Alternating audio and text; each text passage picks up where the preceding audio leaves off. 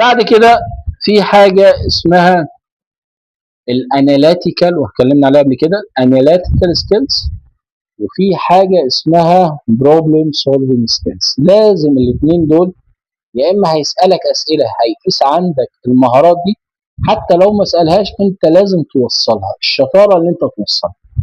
الاناليتيكال سكيلز واتكلمنا عليها قبل كده، وقلنا مثلا ممكن يسالك سؤال يقول لك ايه، انت مثلا مسكت اريا هي تحقيقها 100% كل شهر، اول ما حضرتك مسكتها في نهايه الشهر عامل 50%، ايه السبب او هتعمل ايه؟ لازم تستخدم بقى فكره الاناليس.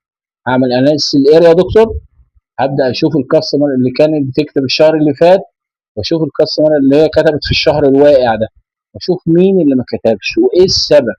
وهل السنه اللي فاتت لما اجيب برضو البيع وفي الشهر ده هل البيع كان واقع برضو، فهي طبيعي في السيزون بيقع كده، ولا هو فعلا انا اول ما مسكت الاريا فبطلوا يكتبوا عشان كانوا بيكتبوا على الميديكال ريب القديم ولسه ما عرفونيش، او كانوا طالبين حاجه ولما مشى الميديكال ريب القديم فقال لك كده يبقى مش هتتعمل. كل ده اسمه اناليسيس.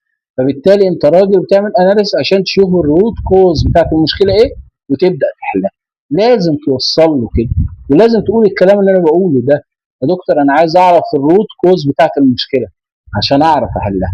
طول ما هو سمع منك الكلام ده، كل ما هو قال لا انت حد بروفيشنال، انت حد لازم تبقى معاك. طيب الحاجه الثانيه فكره البروبلم سولفنج، اللي انا ازاي اقدر احل المشكله، ازاي انا عندي المهاره.